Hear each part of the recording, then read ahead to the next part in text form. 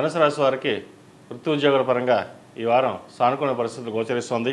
ఉద్యోగంలో కొన్ని మార్పులు చోటు చేసుకున్నప్పటికీ అవి మంచి ఫలితాలే సూచిస్తున్నాయి.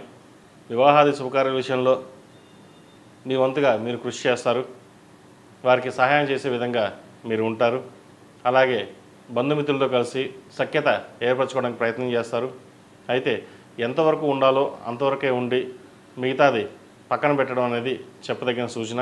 సహోదరి మధ్య విభేదాలు ఉంటే తొలగిపోతాయి. అలాగే నూతన ఉద్యోగ ప్రయత్నం చేసేవారికి, ఉద్యోగంలో మార్పు కోసం ప్రయత్నిస్తున్న వారికి సానుకూల పరిస్థితులు గోచరిస్తుంది. అలాగే ప్రభుత్వ సంబంధమైన విషయ వ్యవహారాలు, కాంట్రాక్టులు, లీజులు మంజూరు అవుతాయి. ప్రభుత్వ ఉద్యోగంలో ఉన్నవారికి సానుకూల పరిస్థితి గోచరిస్తోంది. పెద్దవారితో కలిసి విహారయాత్రలు కానీ విదేశీ యానం కానీ చేసే యోగ్యత కల్పిస్తోంది. అయితే రాశ్యాధిపతి చతుర్థాధిపతి అయిన గురువు 6వ ఉన్నారు. ఆరోగ్యపరమైన జాగ్రత్తలు తీసుకోవాలి. స్ట్రెస్ ఎక్కువగా ఉంటుంది. ఏ విషయాన్ని సరే 1-4 సార్లు ఆలోచించి ముందుకు వెళ్ళడం అనేది చెప్పదగిన సూచన. ముఖ్యంగా ప్రభుత్వ ఉద్యోగస్తులు పై అధికారులతోటి జాగ్రత్తగా వ్యవహరించాలి. సమన్వయం లోపం లేకుండా చూసుకోవాల్సిన బాధ్యత ఉంటుంది. అలాగే విదేశీ వ్యవహారాలకు సంబంధించి సానుకూల పడతాయి.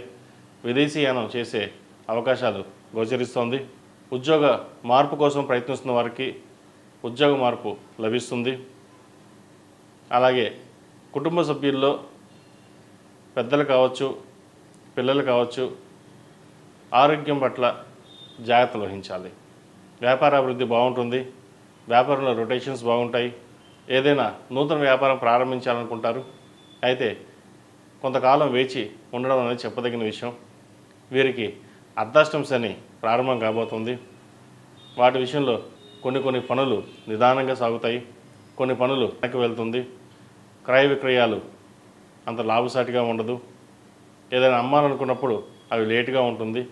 ఏదైనా కొందామనుకుంటే అవి ధర ఎక్కువగా ఉంటుంది.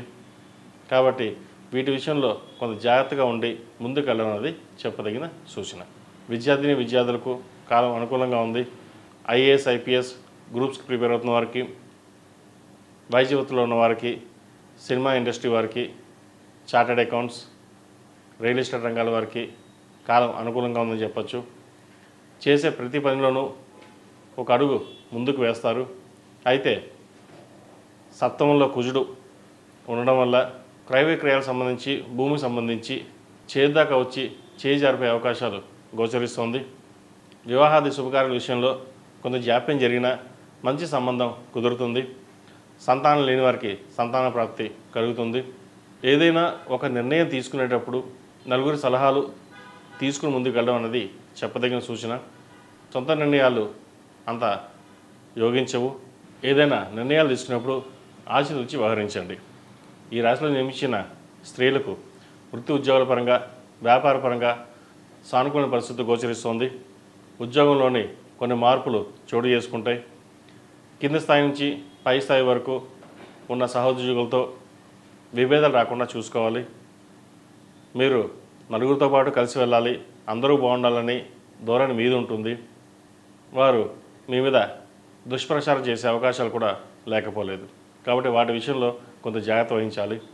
నూతన ఉద్యోగం కోసం ప్రయత్నిస్తున్న వారికి ఉద్యోగ ప్రాప్తి, వాహన యోగం ఉంది. ఎప్పటి నుంచో ఇల్లు కొనాలనుకుంటారు.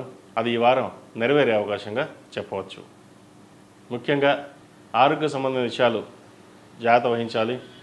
మెదడుకు సంబంధించింది, ఈఎన్టీకి సంబంధించింది, కాళ్ళకు సంబంధించి ఇబ్బందులు పెట్టే అవకాశం గోచరిస్తుంది.